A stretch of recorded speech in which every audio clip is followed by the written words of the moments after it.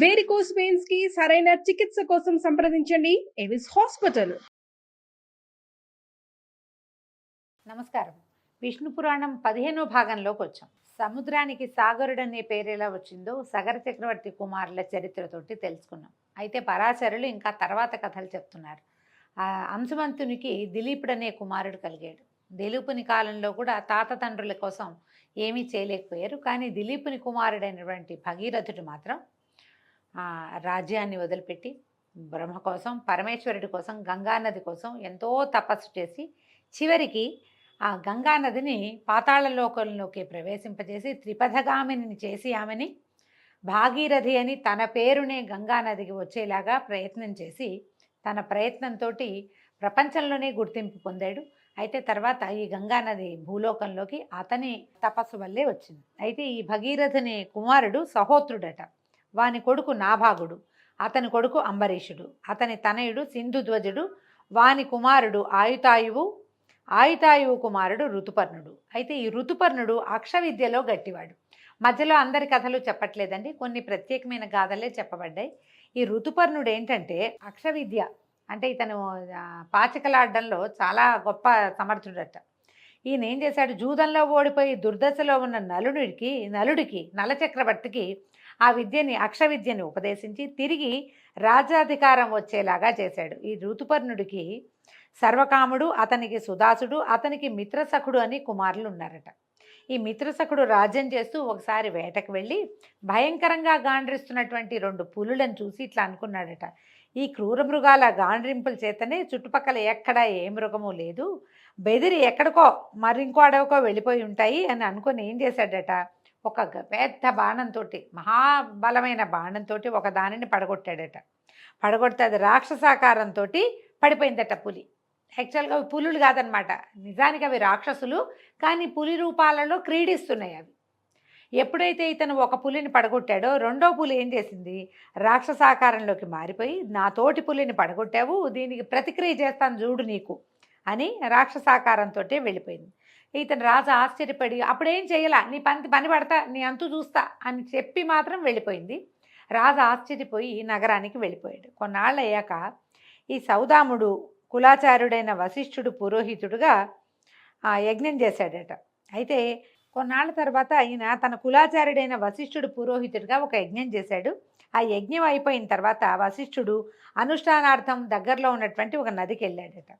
ఆ అడవిలో ఆ సమయంలో ఆ నది దగ్గరికి పగబట్టి వెళ్ళిపోయిన రాక్షసుడు వశిష్ఠుడిగా మారి ఇక్కడికి వచ్చాడు.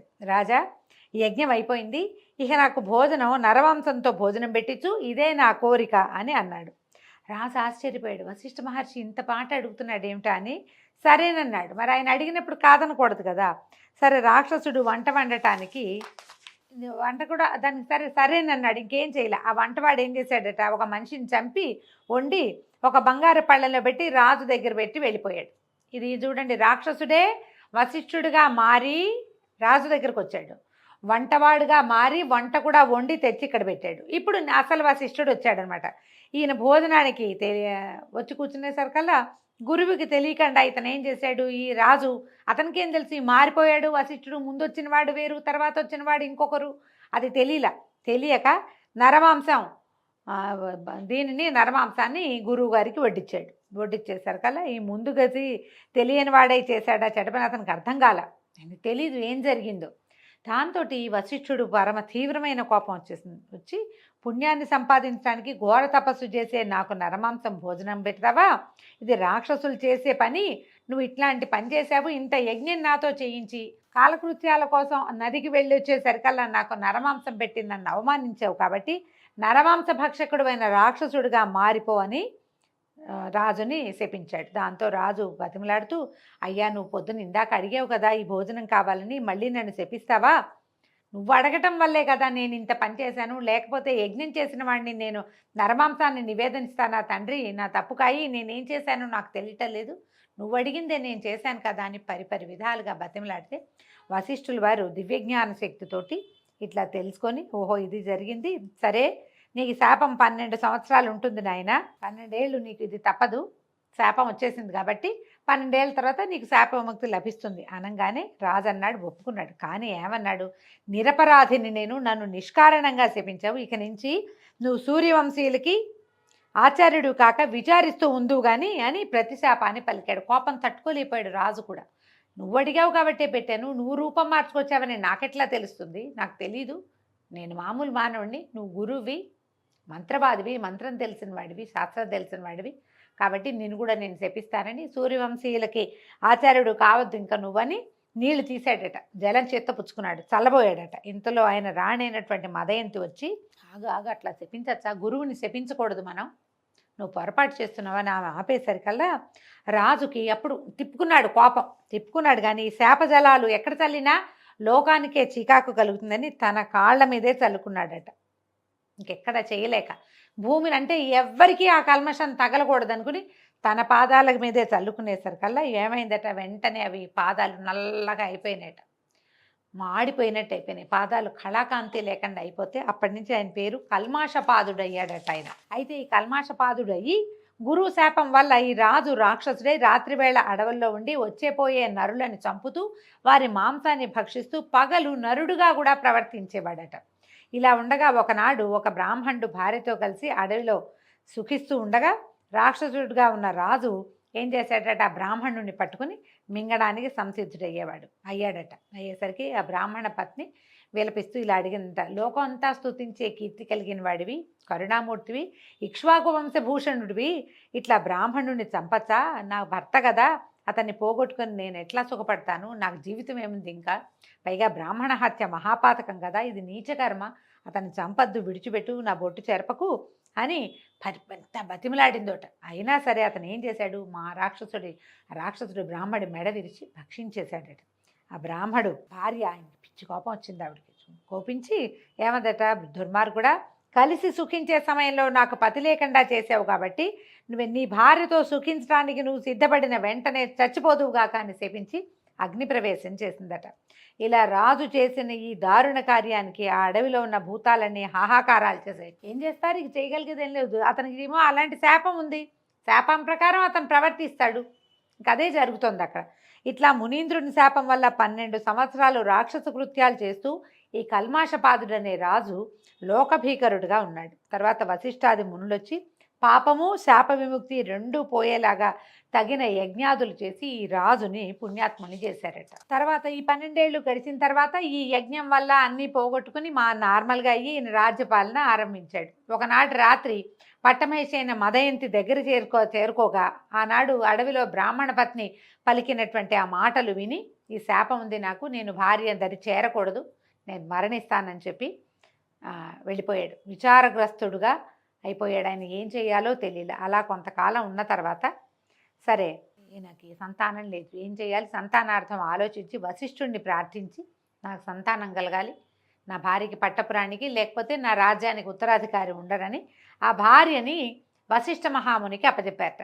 ఈ మునీంద్రుడు మదయంతిని ఆదరంగా చూసి అసామాన్యమైన శరీర బలము పరాక్రమము కలిగిన కొడుకు పుడతాడని దీవించి వెళ్ళిపోయాడట.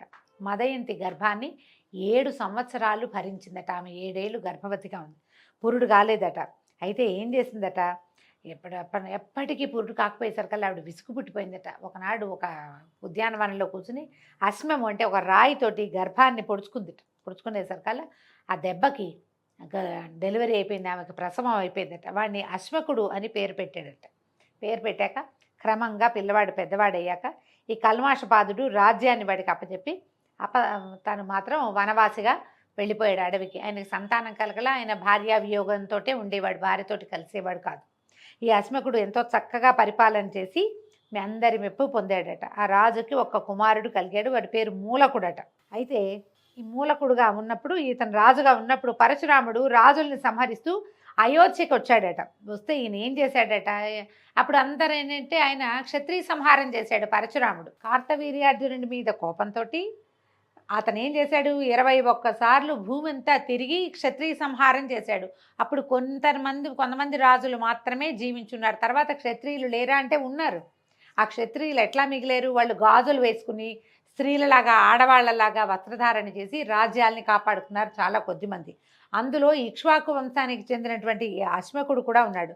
స్త్రీ వేషధారి అయ్యి కాంతల స్త్రీల మధ్యలో ఉంటే పోనీ వీడు స్త్రీ సముడు పోనీలే అని వదిలిపెట్టేశాడట. వదిలిపెట్టేసిన అతనికి ఇలబిలుడనే కొడుకు, అతడికి ఖట్వాంగుడు, దిలీపుడు అనేవాళ్ళు జన్మించారు.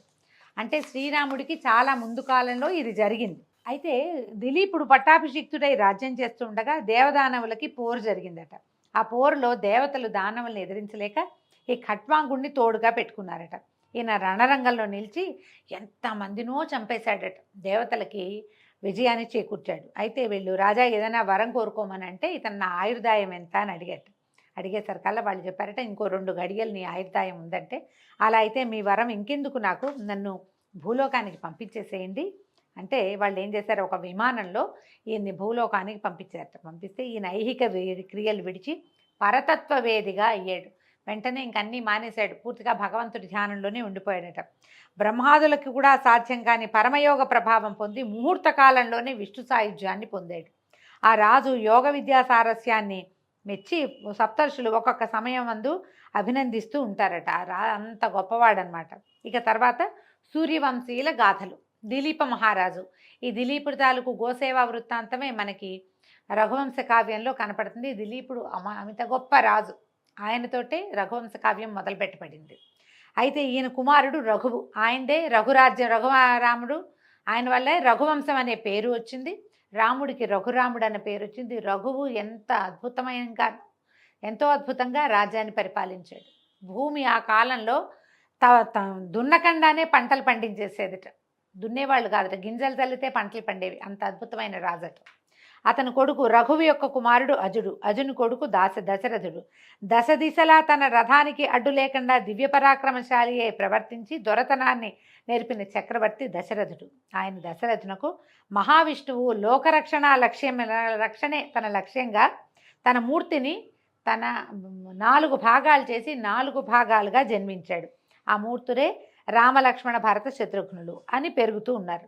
వాళ్లలో పెద్దవాడైన రాముడు విశ్వామిత్రుని కోరికపై అతను వెంట వెళ్ళి తాటక అనే రక్కసిని, సుబాహు అనే రాక్షసుని ఒక్కొక్క బాణంతోటే తెగవేసి మారీచుడనే అసురుణ్ణి ఒక్క బాణంతోటే సముద్రంలో పడగొట్టి ఆ ముని యజ్ఞాన్ని కాపాడాడు. గౌతముని శాపంతో పాషాణమై అడవిలో పడి ఉన్న అహల్యను తన పాదధూళి చేత చివరికి ఆమెని తిరిగి అహల్యగా రూపొందించాడు. జనకుని వాక్కుని అనుసరించి నిండు సభలో శివుని విల్లుని విరిచి సీతను పెండ్లాడి పరశురాముని మార్గమధ్యంలో భంగపరిచాడు. తన తల్లిదండ్రుల ఆజ్ఞను అనుసరించి సీతతో తమ్ముడైన లక్ష్మణునితోటి వనవాసం చేసి ఋషులను దేవతలను కూడా రాక్షస బాధల నుంచి విముక్తుని చేశాడు. విరాతుడనే వాణ్ణి హతమార్చి శూర్పణఖ అనే రాక్షసకాంతను అదరగొట్టి ఖరదూషణాది రాక్షసులను దారుణ రణధరణిలో తెగనాడి కబంధుని ఖండించి వానరరాజైన వాలిని పడగొట్టి వాలి తమ్ముడైనటువంటి సుగ్రీవుణ్ణి వానరరాజుగా చేశాడు. రామాయణం కథ అంతా బ్రీఫ్గా చెప్తున్నారు, సింపుల్గా. రావణుడు మోసగించి ఎత్తుకుపోయిన తన భార్య అయిన సీతను తెలుసుకొని రమ్మని హనుమంతుని పంపగా మారుతి వెళ్ళి లంకలో ప్రవేశించి సీతను దర్శించి లంకను కాల్చి రావణునికి బుద్ధి చెప్పి కలత కలిగించి తిరిగి వచ్చి సీతావృత్తాంతాన్ని రాముడికి తెలియజేశాడు. ఆ తర్వాత వానరరాజు సుగ్రీవుడు రప్పించిన వానర సైన్యంతో బయలుదేరి సముద్రంపై కొండలతోనూ చెట్లతోనూ ఆనకట్ట కట్టించి ఆవలకు చేరి లంకలో ఉన్న రాక్షసులను అనేకులను శ్రీరాముడే యమునింటికి అతిథులుగా చేశాడు. రావణ కుంభకర్ణుల శిరస్సులను యుద్ధభూమికి బలిచేసి అగ్నిసాక్షిగా నిరపరాధి అయిన సీతను గైకొని రావణుని తమ్ముడైన విభీషణుని లంకాధిపతిగా పట్టాభిషిక్తుణ్ణి చేసి తమ్మునితోనూ భార్యతోనూ సుగ్రీవాదులతో పుష్పక విమానారూఢుడై అయోధ్యకి తరలివచ్చాడు. శ్రీరాముడు రాజ్యం చేస్తుండగా లెక్కకు మిక్కిలిగా గంధర్వులు లోకాలకు చీకాకులు కలిగించగా భరతుడు వారిని ఎదిరించి తెగనాడాడు. అలాగే శత్రుఘ్నుడు మధుబనంలో లవణాసురుణ్ణి సంహరించి వాని స్థానాన్ని కైవసం చేసుకున్నాడు.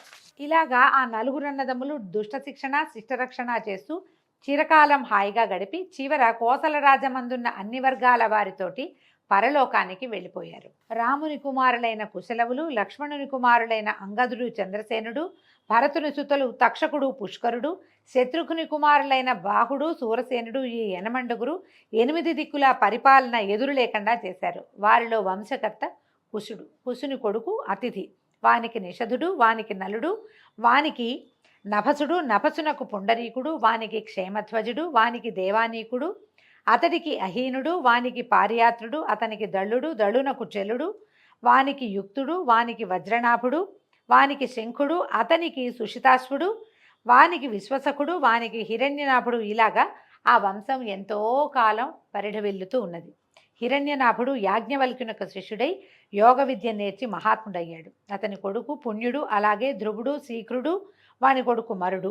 మరుడు యోగశక్తి అమితంగా కలిగినవాడు. రాబోయే యుగాలలో కూడా సూర్యవంశం పెరుగుతూ ఉండాలని తపోయోగంతో కలాపం అనే గ్రామంలో ఉండేవాడు. ఈ అమరుని కొడుకు ప్రత్యాకుడు, వాడికి సుగంధి, వాడికి అమర్షణుడు, వాడికి అహస్వంతుడు, అతనికి విశ్వభవుడు, వానికి బృహద్బలుడు కలిగాక ఈ బృహద్బలుడు తర్వాత యుగమైనటువంటి ద్వాపర యుగంలో భారత యుద్ధంలో అర్జునపుత్రుడైన అభిమన్యుని చేత పరలోకగతుడయ్యాడు. అని ఇలాగా ఇక్ష్వాకునందనుడైన శశాదుని వంశంలో ప్రసిద్ధులైన రాజుల చరిత్రల్ని పరాశర మహర్షి తన శిష్యుడైన మైత్రేయుడికి తెలియచేశాడండి. దీంతో ఈరోజు పారాయణ సమాప్తం. రేపు ఉదయం మళ్ళీ 16వ రోజు పారాయణలో కలుసుకుందామండి. నమస్కారం.